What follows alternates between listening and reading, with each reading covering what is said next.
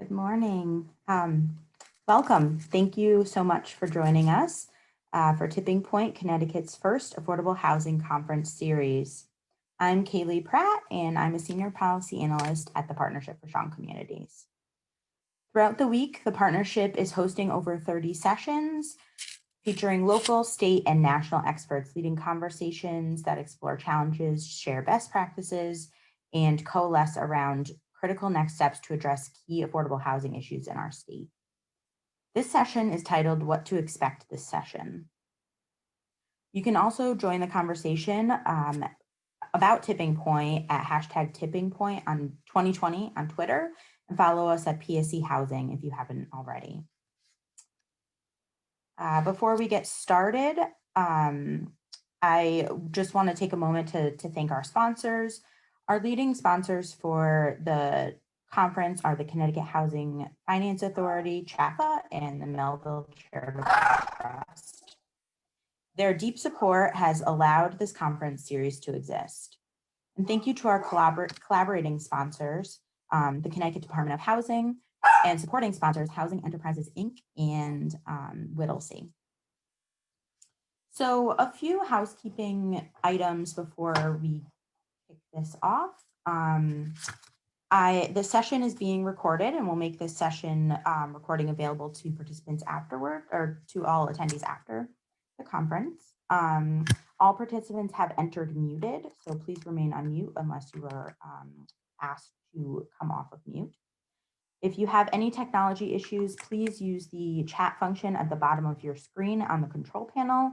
You can send those questions off to PSC Zoom meetings, and we'll try and assist you as best we can. And a few minutes before the end of the session, you'll see two polls pop up. One is a quick session feedback poll, and then the other poll that will come up is the essentially we're looking to understand more of the state's needs for affordable housing, and we have put together a survey for our participants, so please take a look at that. So again, thank you all for sharing us. I'm really excited to be here. I'll be moderating this panel discussion today with this very knowledgeable group who have many years of policy and legislative experience. We would like to make this as much of a conversation as possible. You will notice that we are in a webinar form. However, there are both the chat and Q&A functions in the control panel at the bottom of your screen. So please utilize those throughout this session, and I'll try and incorporate questions throughout our discussion. And we'll also have some time at the end of the discussion to ask questions as well of our panel. So in a moment, I'm going to have each of our panelists introduce themselves. But before we get to that, I want to kind of set the stage here. We know that many families in Connecticut have been struggling to make ends meet and been burdened for a long time with high housing costs and stagnant wages. Now we're 8 months into a global health crisis, and the ability for families to stay stably housed has become even more difficult, and the need is much more dire. This pandemic has touched all of our lives as we continue to work remotely, adapt to that life, continue to try and keep ourselves and our families safe, and continue to advance affordable housing across the state. COVID will no doubt continue to touch our work, and it will certainly impact the way that legislation is both formed and passed in the coming months. So first up, I want to just go and have each of our panelists introduce themselves and let us know something about a very brief introduction of what your organization does. So we'll start with Bill. Morning, everybody. My name is Bill Welz. I am a lobbyist for Gallo Robinson. I represent the Partnership for Strong Communities in the Capitol. I work with Mike very closely on the partnership's legislative priorities in both ending homelessness and through the Reaching Home campaign and on Home CT. And before I joined Gallo Robinson, I spent 6 years in the Malloy administration, working my way up from being an aide all the way up to director of policy. And during that time, I got a lot of experience in passing the governor's bills and in working with the legislature on initiatives that were important to them. And I'm, excited to be here with all of you guys this morning. And I look forward to the conversation on what the next session is going to look like. It's going to be a strange one for sure. Good morning. I'm Mike Canley. I'm a consultant with the Partnership for Strong Communities. I've been doing that work for about 19, 20 years. I've been around the Capitol for a long time, about 45 years. Having worked for Governor Grasso and Governor O'Neill way back, and then as a head lobbyist for the banking industry and as a senior partner in Gaffney Bennett and Associates until I retired back in 2003. And you work with the partnership, which most of you know focuses on ending homelessness, creating affordable housing, and building strong communities. So thank you for being able to be with you today. Good morning. My name is Donna Hamzy Carroccia, and I am an advocacy manager with the Connecticut Conference of Municipalities. I wanted to first thank the partnership for inviting me and CCM to be here today. We're really excited. I'm very excited to be here with you all and look forward to the questions and dialogue.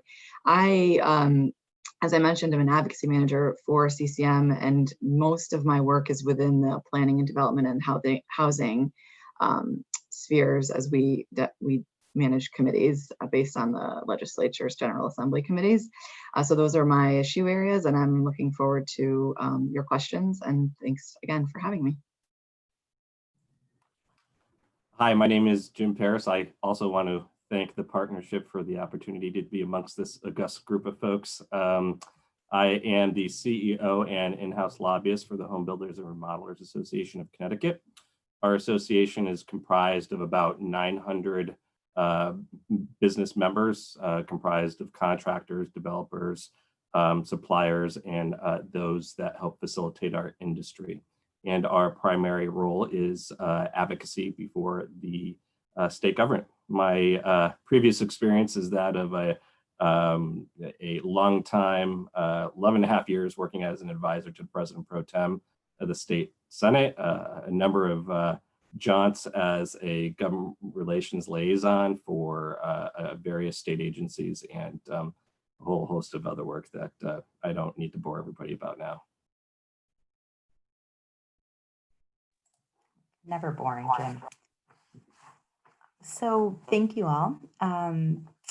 Bill, as you mentioned, this is going to be an interesting legislative session coming up. And I mentioned earlier that I think COVID is going to definitely change both how and why in the way legislation is shaped. Can you give us a little bit of what you know about what we should expect, kind of where we are in the landscape right now? So we just made it through elections, and I think for the most part in Connecticut, everything is basically counted up and finalized. There was a couple of House races that were still sticking out there, but it looks like those are pretty much settled now. So what we're looking at right now is we're looking at a Senate that is split 24 Democrats and 12 Republicans. We have 2 new freshman senators in the Democratic caucus, and we have 1 new freshman senator in the Republican caucus. The Senate Democrats now have a supermajority in the Senate, and they could, in fact, override a veto without the Senate Republicans, which is a new kind of unique thing for the Senate.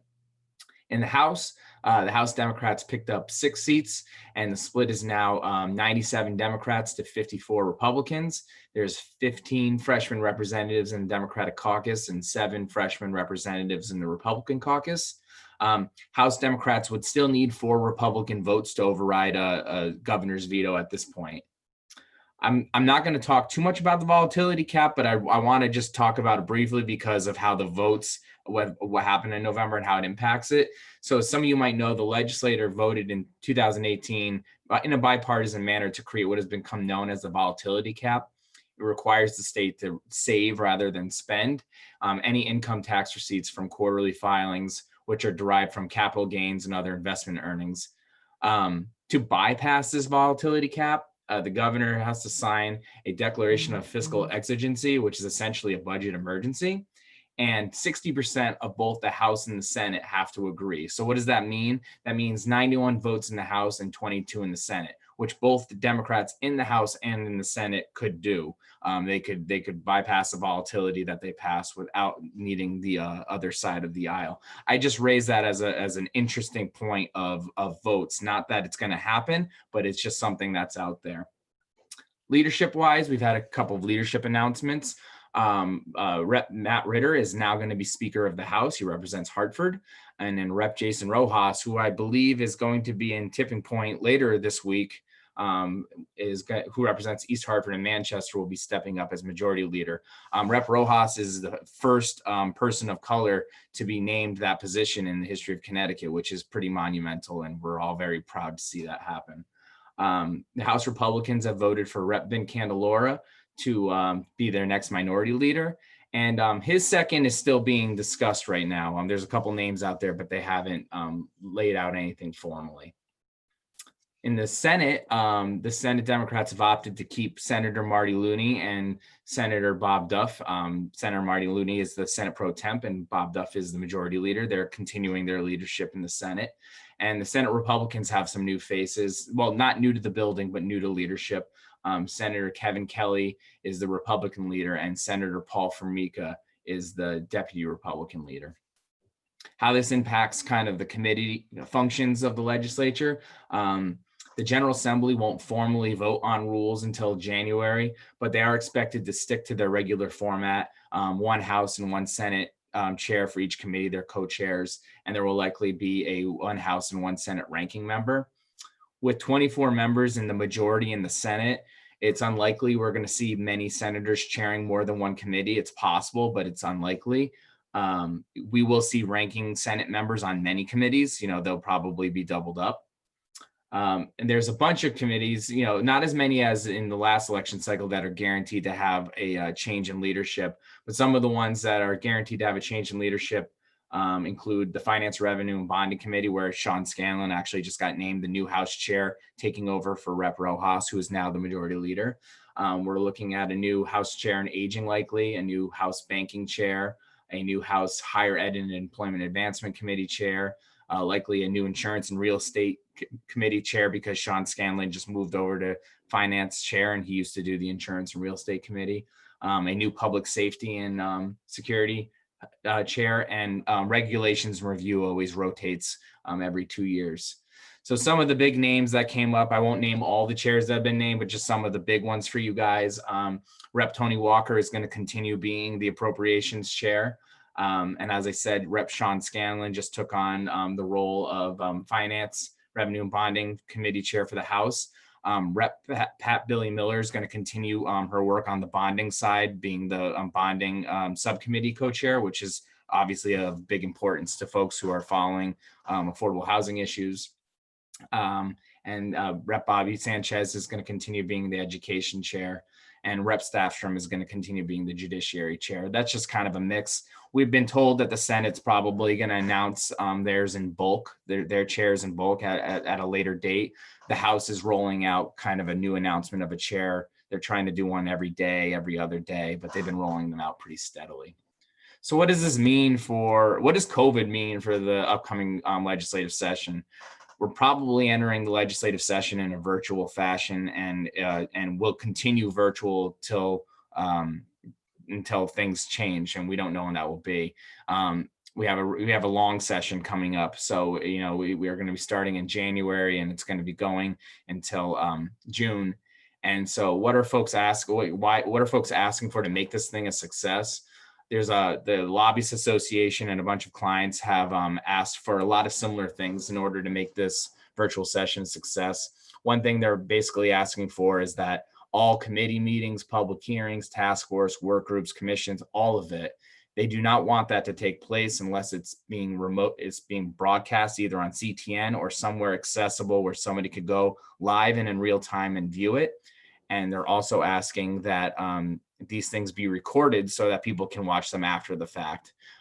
Typically during a legislative session, sometimes CTN can only cover so many meetings at once. So you have the ones that are on the CTN and the ones that are not, and the people in the building can still go to that meeting, and that's not covered on CTN. But because we're not going to be allowed in the building, they want to make sure that the public is being able to view all meetings, because there's just not that opportunity to even see the stuff that's not on camera.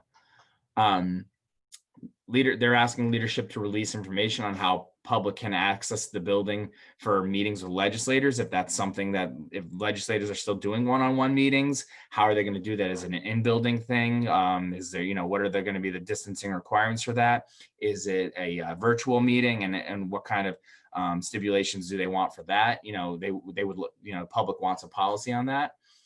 They're asking for a uniform policy on how folks are going to be able to sign up and deliver testimony before hearings. There's been no discussion that this session is going to be any different. It's still a long session. They're going to tackle a very large budget, and they're going to tackle a bunch of legislative issues. That means bills and public hearings. And public hearings can go long, and there's probably going to be more people likely to testify now because this digital format's available. You can literally do it from your home and testify, which means that people who would have been less likely to drive out to Hartford to testify might be more than willing to sit by their computer and wait till their name is called and testify. So they want to, if the public wants a clear process as how that's going to work. They also want uniform policy on how meetings are going to be noticed. Typically we read a bulletin, and the meetings have to be in there, for certain meetings. Sometimes it's 24 hours before, sometimes it's 48. And for public hearings, there's like a 5-day noticing requirement. They want this kind of clear for everything, because nobody's going to be in the building anymore being able to quickly look at this stuff and say, oh, well, tomorrow there's a hearing on this. So it's going to have to be somewhere where everybody can see it, and they want policies that the public can understand. Before COVID, a lot of times committees would convene a meeting, and sometimes something contentious would come up and they'd have to take a break and do a sidebar conversation. The complicated thing about that is sometimes they throw all the people out in the hallway until they're done, and we would wait. But when we're talking about this virtually, we're going to be looking at blank screens forever. And so one thing that folks are asking for is like a policy that actually announces in some way that they're coming back, because there's not going to be people sitting in the hallways being like, oh, the energy committee is going to be coming back in 15 minutes. Everybody's going to be home. So there's going to have to be some way to notify people of how and when, if you're taking a break, when you're coming back. Folks are also asking for the appropriations and finance bills, the budget and the revenue side, to be posted in a timely manner in advance of action of the committees. Typically sometimes they would be posted like the day of, and even when the legislature votes on the budget, sometimes it's posted like the night before they vote on the budget. There are some folks that are asking for that stuff to be a little more timely. And the question that everybody has that's out there right now is the CTN's capacity. CTN is a network that broadcasts the work of the legislature. And people want to know how a CTN, typically CTN has 2 streams at once. They're able to cover 2 things at once. But a typical legislative day can have 9 things happening at once that people want to see covered. So the question is going to be is how are all these things going to be covered at the same time? Or is there going to be some kind of new process for timeline on how meetings can happen at the same time? Like, is there going to be a limit of only 2 meetings at a time because that's all CTN can cover? Or is CTN going to get beefed up a little bit so that it can cover a few more things? Leaders are working hard on all these issues. We know they're working hard. Letters have been sent to them, and we've been told to kind of sit tight, and we should be getting our answers. But it's a whole new era in the legislature, doing this virtually, lobbying virtually, getting your issues across to legislators. It's going to be an interesting session, but I think that I know everybody on this call is ready and willing to work through it, but it's going to be unique this year. So that's kind of what I have for what happened on elections plus what we can see going ahead. Thank you, Bill. We did have a question come in about the chair of the Planning and Development. Do we know who will be the chair of planning and development, and I'll just throw in housing as well. We don't As have well. announcements on those chairs yet. Rep. Kristen McCarthy-Vahey was the chair in the planning and development for the past 2 years and was a great chair. We're hoping that she can come back, but we'll see what happens. And on the housing chairs, it's just really hard to tell because, you know, at some point, some legislators are going to get promotions, if you will. They'll get raised to deputy speakers or become different titles. And if you're deputy speakers, you're less, you know, you're not usually a chair. So there will be a few legislators we'll see who might be current chairs who could get some kind of title promotion, which would open up a chairmanship. But we won't know until they announce it. But neither the House nor the Planning and Development Committee have been announced on the House or the Senate side yet. Thank you, Bill. And just one more question.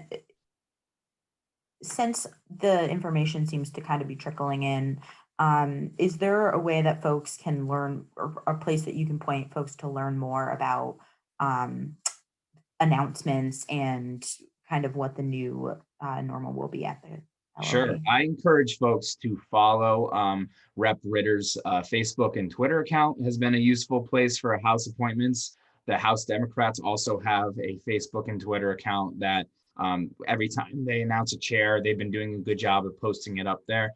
The Senate Democrats also have, basically every caucus has one. And so I would focus on the Senate and House Democrats Facebook pages, the Senate and House Republicans Facebook and Twitter pages. And then I would, even go one step further and just start following Senator Looney, Senator Duff, Rep. Ritter, Rep. Rojas, Rep. Candelora, Senator Kelly, and Senator Formica, and just pay attention to kind of how they're trickling stuff up.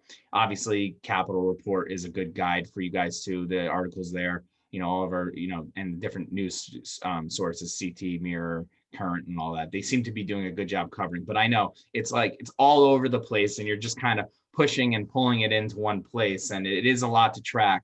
The CGA website will be updated with all this stuff at some point. It's unlikely that the committee pages will be fully updated until the new legislative session starts in January. But when the new legislative session starts, you will see a committee page with all the members of that committee that have been assigned to it, the leadership, and the ranking members. It will be all in one place. It just, until then, you got to kind of keep pulling from the various places. Thank you, Bill. So obviously we know that resources are critical to the work that we do, both to prevent and end homelessness and expand affordable housing. Pre-COVID, we knew there was a very sizable deficit. Mike, can you give us an idea of where we are with the budget going into the 2021 legislative session and how you think COVID might impact that? Sure. Well, first of all, the session begins on January 6th and runs through June 9th. I can tell you that there's no playbook on what we're going to see during this session in 2021. None of us has experienced what we'll see this year. Now, the current fiscal situation, our budget, round numbers, is $20 billion a year. As we sit here today, this year's budget, FY21, which we're 4 months into it, is running a projected $900 million deficit. Now, that's actually down from the projections just a month ago of $1.3 billion. This is an improvement mostly due to increased tax revenue from capital gains and investment income, not from wage increases. Recent report, Connecticut's last in the country in income growth. We've seen over 1 million claims for unemployment compensation benefits since COVID began back in March, with only 60% of the jobs lost since March being recovered.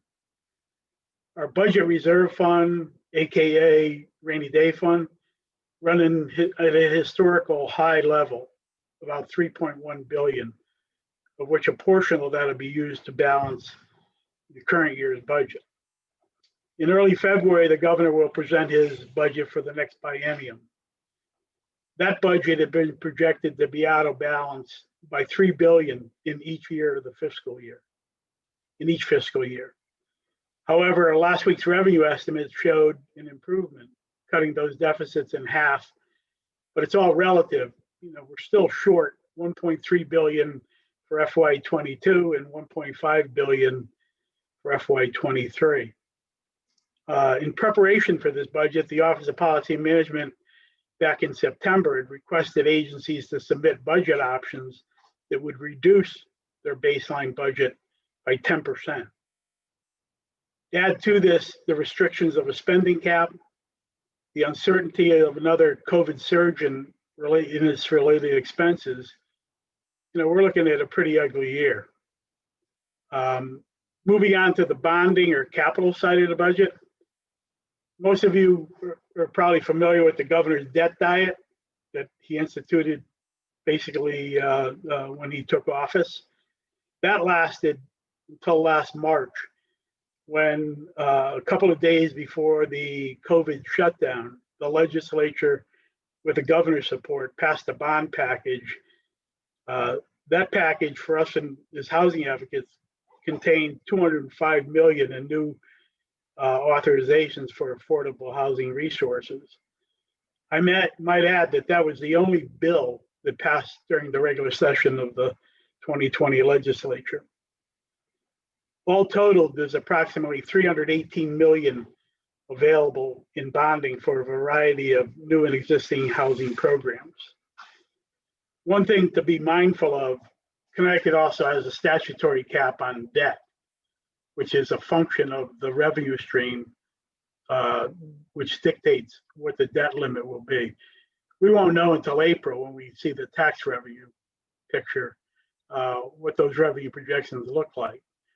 So it's possible that a continued weakness in revenue would require some existing bond authorizations to be reduced or canceled in their entirety. So add to all this uncertainty, the much talked about need for additional federal support for states. Last spring, Connecticut received $1.4 billion in CARES Act funding to support COVID-related expenses. At this point, the Democratic leadership of the General Assembly, as well as the governor, are counting on a significant support from the Biden administration to offset some of the shortfalls that I mentioned a little earlier. Another big, we'll see.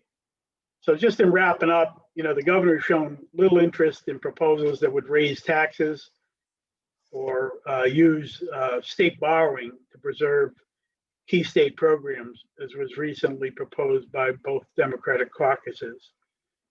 But he reminds them that his door is always open to both sides of the aisle. So I just stay tuned. Thank you, Mike. I want to just remind the audience again that there is the question and answer function in the control panel, as well as the chat function. So please feel free to ask questions throughout the presentation. So now that we have kind of an idea of what the landscape looks like at the Capitol and the Legislative Office building, I want to shift our conversation a little to kind of hear a little bit about what's going on the ground. Donna, you work directly with the municipalities.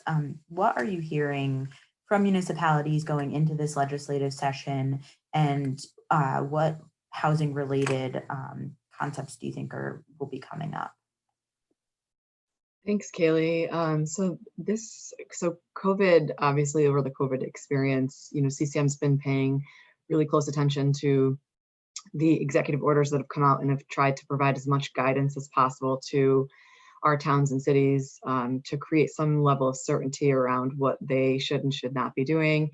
And I think, you know, some of them related to housing, you know, with the tenant evictions moratorium, we're following that pretty closely. And I think towns, you know, see that the need there and, you know, understand why. It's just recognizing that there could be something at the end of all of that that needs to be reconciled, or at least tried to you know, manage what the issues might come of an extended moratorium. And we're consistently in communication with the governor's office on what their hopes are for, getting over that hump, and then, what's to come in the legislative session with regard to evictions. So that is one thing I know our towns are, really concerned about. I want to make sure that our residents are protected and that no one ends up homeless and we don't exacerbate that issue in the state.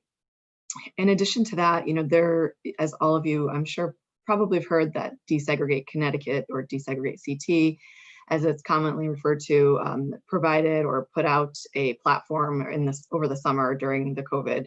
And CCM paid very close attention to that, and through the leadership of Joe DeLong, our executive director, I think made it very clear that CCM is representing our members, very hopeful and willing to work with folks around that table to really make sure that these housing issues of, I think, equity and disparity, or in general, just making, streamlining housing zoning regulations across all municipalities is, a focus of our efforts in that specific, in those specific committees during the legislative session. So I'd say we're expecting that agenda comes up in the legislative session, and we've commissioned a working group internally to really discuss, piece by piece, each of those items within that platform, to really understand, where 168 of our members are coming from. And you can imagine that it's really hard to corral 169 different opinions.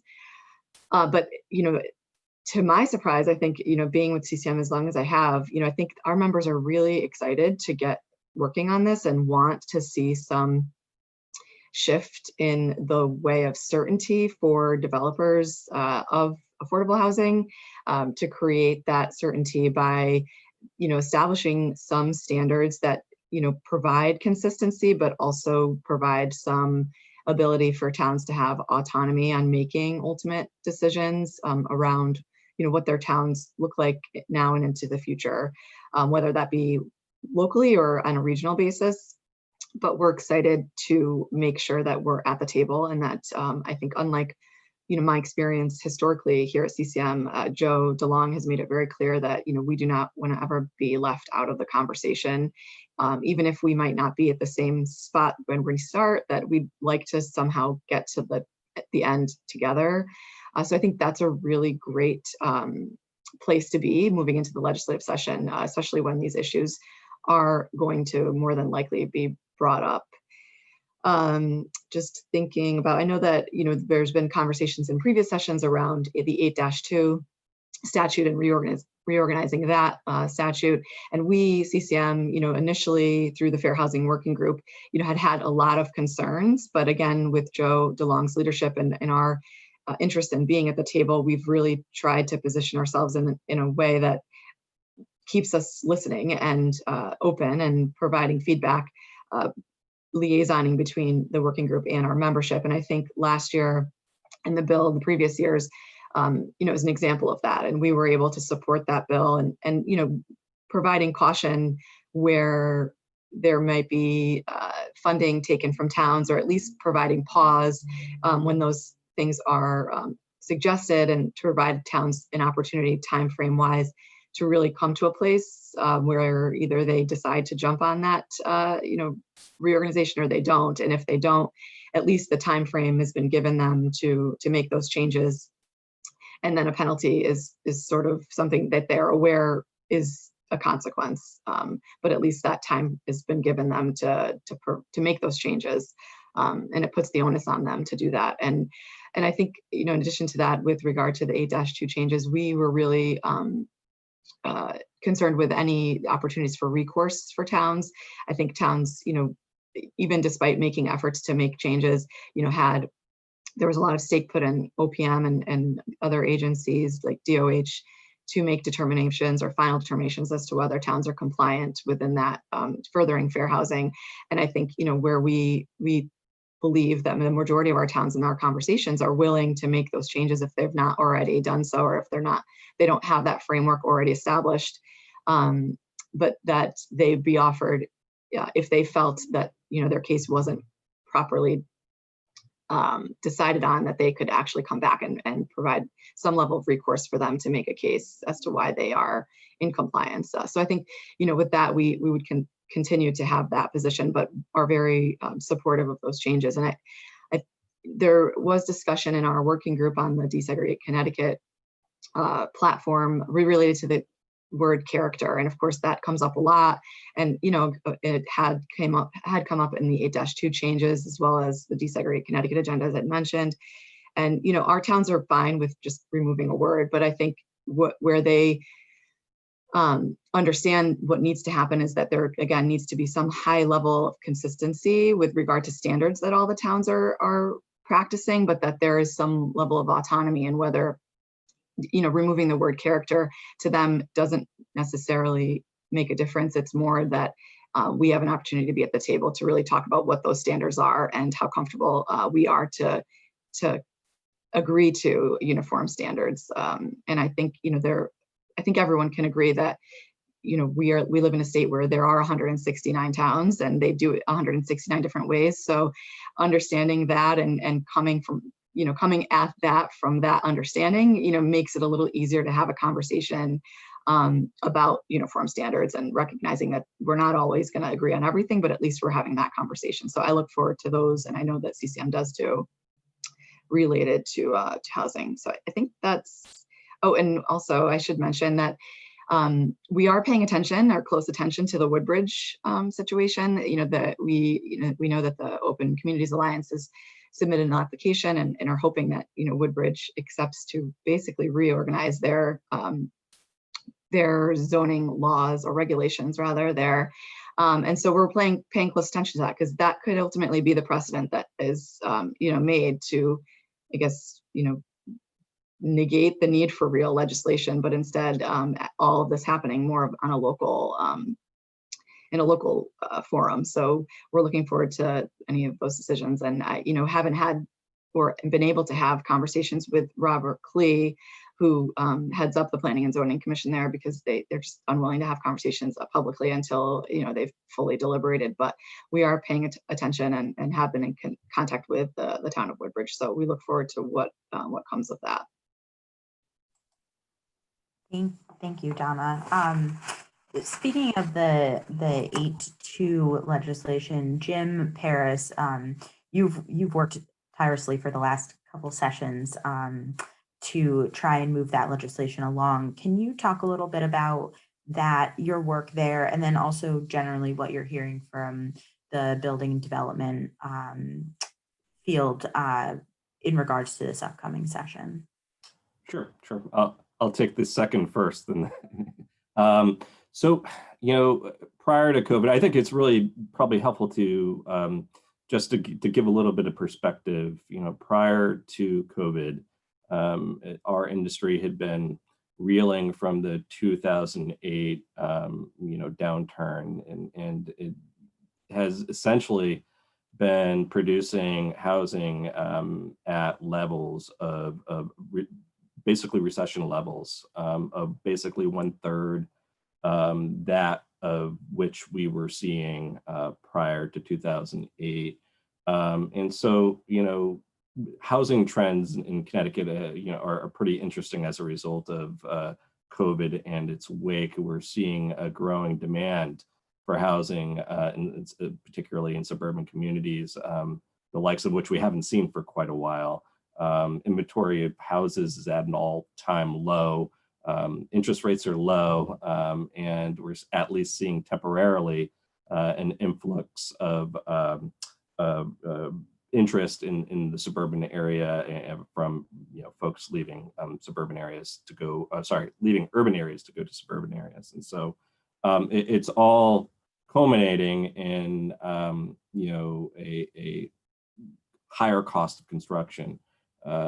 We're seeing demand for housing that year over year has been pretty interesting to see.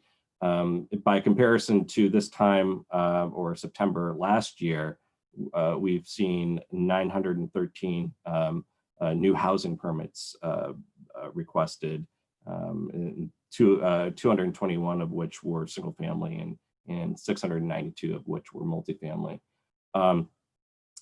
We've had an issue in which our industry has been, again, at recession levels for multiple decades at this point. And as a result, the workforce has not stepped up to meet the demand that we're seeing right now. In fact, the age of construction workers in Connecticut is actually the highest in the country, the national average being 42 years old, and in Connecticut being 45 years old. The workforce is not nearly sufficient to meet the demand. Nationally, the NHB says that there's a monthly labor shortage of 250,000 to 400,000, depending on the month nationwide. And we're feeling similar impacts here in Connecticut. According to a recent national poll, 80% of firms say they are currently having hiring issues. And that poll was taken in February, so that was pre-pandemic. If folks were having concerns back then, they're certainly having them now. We're seeing a scarcity of experienced carpenters, of licensed professionals, such as plumbers and electricians, and this is all driving up costs. The HBRA has worked hard, I should say, to ensure that the industry remained open during the pandemic. But part of remaining open was ensuring that we had safe workspaces for our employees, and that often means limiting the number of individuals and workers on job sites, also causing slowdowns. And we all know that time is money in our industry. So we're certainly seeing longer turnaround times for completions of housing units in that regard. And we're also seeing supply chain issues in Connecticut, as we are nationwide. Due to COVID, there's been a difficulty in supplying or obtaining appliances for a lot of our builders. And again, this is nationwide. Anecdotally, I've heard multiple months of back orders just for a simple dishwasher. Lumber is a real issue nationwide, and we're feeling that impact here in Connecticut as well. The price of lumber since April has increased 170%. What does that mean? Well, it increases the average cost of a single family house by $16,000 and $6,000 for a multifamily unit. So we're also seeing slower and inconsistent approval and permitting processes. Some towns are doing a great job, while others certainly have room for improvement. Land use reform, currently there's very little inventory of buildable lots for multifamily homes. This obviously causes a stress on supply side pricing. Many towns lack the necessary infrastructure to support multifamily development, like sewer, roadways, drainage, etc. And often towns are limiting the available land by increasing wetlands setbacks, increasing minimum lot sizes, and lowering multifamily maximum densities. So according to a 2018 study done by the National Multifamily Housing Coalition, regulatory costs at the local, state, and federal levels account for 32.1% of the cost of housing for multifamily housing. So this was the first study of its kind that I'm aware of that's been done, and it will be replicated every 5 years.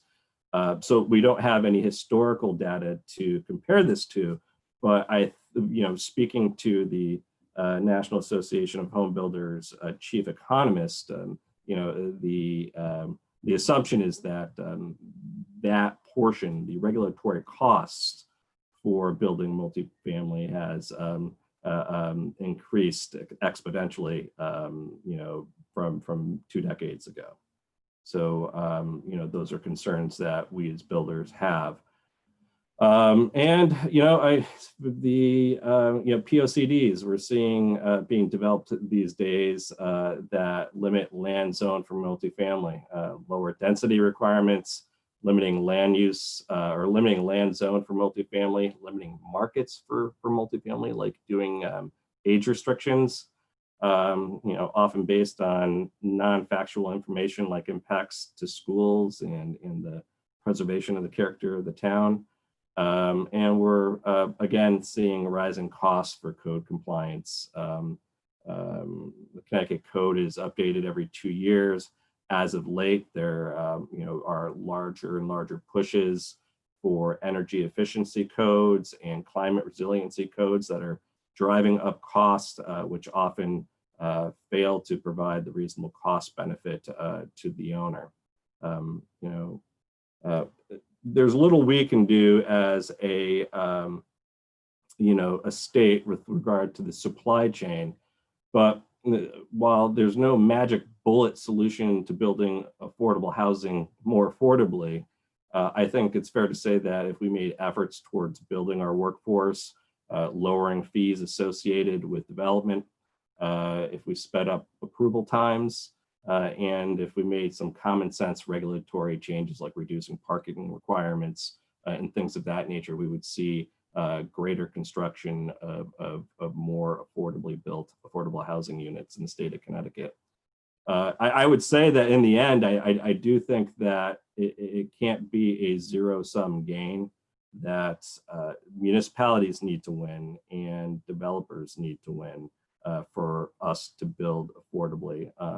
You know, if builders were incentivized by providing tax credits, subsidizing rents, offering towns offering staff and municipal support during the approval process, you know, real density bonuses, lowering the administrative burden on developers, and educating town and builders on how to build more affordably with existing programs would all be you know, a way forward for which we can work collaboratively. I mean, we could certainly incentivize towns as well with infrastructure funding and flexible school funding as well. But again, it has to be a marriage. It has to be something that the builder does not have to beat down the door of a municipality to get building done. It really ought to be an environment in which the town welcomes the development and the builder and the town work together to get things done. You asked about 8-2. You know, for folks, I think, I imagine most folks that are, you know, participating today or listening in today are pretty familiar with our efforts with regard to the Zoning Enabling Act. But for a couple of years now, and prior to me, my predecessor helped draft some of the language, but we've been working diligently to rewrite the Zoning Enabling Act in the state of Connecticut. First and foremost, from our perspective as builders, it's a very dense and difficult statute to read. It's tough for land use attorneys or attorneys like myself to read, never mind, you know, local zoning officials. So we think for that reason alone, the rewrite of 8-2 is needed and should be pursued. The bill would require towns to comply with existing laws, requirements for affordable housing planning, and it would create a working group that would study municipal zoning and affordable housing planning with the goal of providing guidelines for municipal compliance. And lastly, it would, as most folks know, eliminate the characteristic of the community as a reason to reject a development. I think that's about it, unless people want to hear me continue to talk. Jim, there was a question that came in actually to that characteristic of the community point. Can you describe a little how that is a can be more equated to a design element Yeah, you know, there are Yeah. probably folks even on this panel that are probably more capable of speaking more eloquently to this, but you know, the characteristic of the community is just such a nebulous phrase that you know, really lacks substance, right? But within 8-2, there are a number of things that speak to the characteristic of the community without actually referring to it as the characteristic of the community, whether they be setback requirements, you know, the ability of a town or a municipality to have sufficient infrastructure to maintain the development, et cetera. So, but certainly the towns aren't without protection if the characteristic of the community is removed. In fact, there's plenty of points within 8-2 that help to ensure that a development is properly placed within a municipality. Thank you. I apologize. I'm trying to strategically mute and unmute myself around the dog barks. Another question also for you, Jim, that came in was about the increase in construction costs. Do you have an idea of what is driving up those lumber prices? You know, if I did, I'd probably be much better paid, but certainly you know, it really has a lot to do with the pandemic itself. And we know that the lumber mills aren't firing up as quickly as they need to be and building to meet the demand that we're seeing. And this demand is not unique to Connecticut. The demand is happening nationally in suburban areas, as we see anecdotally, you know, the anecdotal evidence of folks leaving urban areas to find what they perceive to be as the safety in the suburbs. So it really is a aftermath, if you will, of COVID implications. Thank you. So in the past several months, COVID has really allowed us to realize how disparate our families of color are treated in the country as well as the state. My apologies. Apparently the mailman is here. I'm so sorry. And earlier today, we heard from Jacqueline Robb Thomas. I can't see any of the audience, but I see all of my panelists laughing, so I apologize. We heard from Jacqueline Robb Thomas about the barriers families of color face in finding stable housing. Can the panel speak at all to the ability to elevate racial equity through legislation in the upcoming?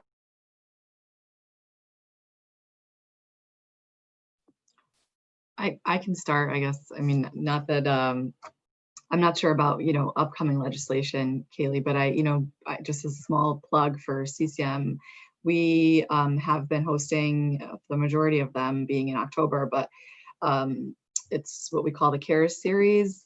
And I'm just pulling up the what the actual acronym is, Communities Advancing Racial Equities series. And it's been a regional, like a bunch of regional forums to discuss race equity or racial disparities and to really talk about the hard conversations, using the platform, our platform to have those conversations. And our next series or installment in the series is on Thursday, December 3rd from 2 to 4 if folks are interested. But I think, you know, we've been trying internally and then as, you know, with these series externally to really have these important conversations or to make sure that they're happening, and how that coincides with legislation, you know, still, I think, to be determined. But you can access those meetings at ccmcares.com if folks are interested. All right. I don't have any actual additional points, but I would be remiss if I didn't say kudos to CCM for the efforts that they've made, that for being visible and present during these conversations. Certainly, you know, these conversations are taking place at our kitchen tables. They're being taken place at the municipal level and at the COG level, where we've certainly seen, you know, Joe as a panelist in these discussions. And you know, certainly we don't know what the future holds as far as legislation goes, but to have CCM there as partners in the conversation, I think speaks volumes to Joe DeLong's leadership as well as Donna's. So thank you for all your efforts in that capacity. Yeah, and I would just like to echo too. It's great to have CCM at the table on these conversations. I'm looking forward to the upcoming session. But I would be remiss if I didn't mention one last thing about elevating voices and getting things out there. This legislative session is going to be unique. As I said, it's a virtual session, so in some ways it's going to be harder to get things done, but in some ways it's going to be easier to get your voices heard. We have a unique situation right now where people are going to be able to zoom into public hearings and maybe even be able to call in or different ways.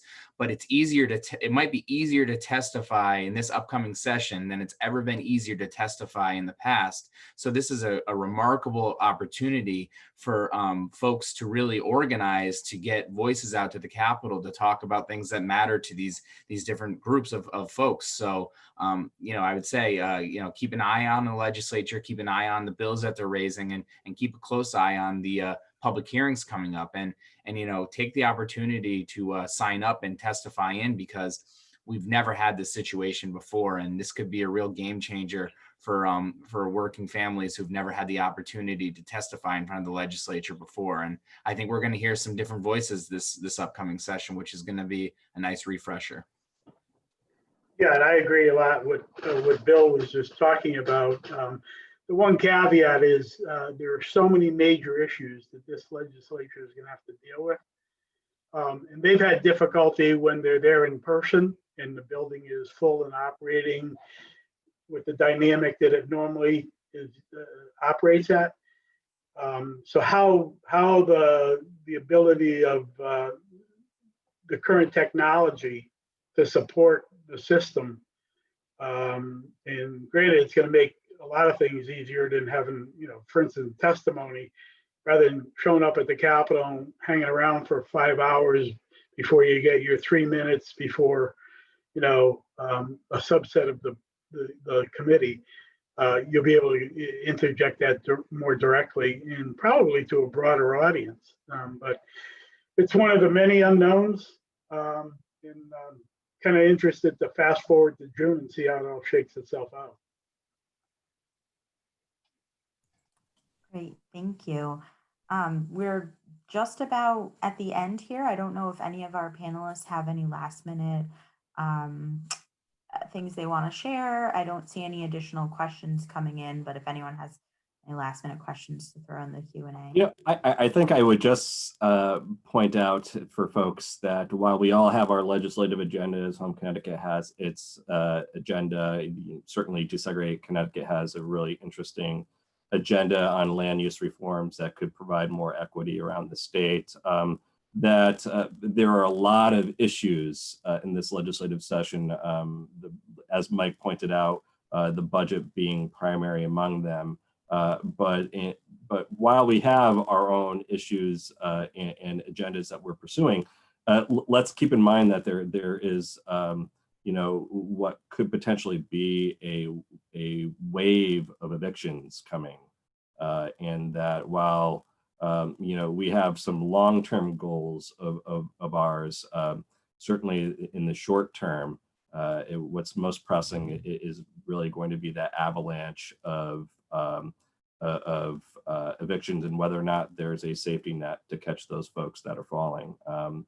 Certainly that is something that is probably going to take up a lot of our time, a lot of our resources and efforts moving forward, and to the point where it might, you know, pretty much suck the oxygen out of the Capitol in its wake. So. Thank you, Jim. And thank you to all of our panelists. We appreciate all of your time and work in preparing for this session. And thank you to our audience for joining us. Again, I apologize for my very noisy coworkers. No way to control them during the day. I apologize. Hopefully I didn't blow out anyone's speakers, but we appreciate everyone joining us and thank you so much. We look forward to seeing you on future Tipping Point sessions. Please consider joining additional ones. Thank you.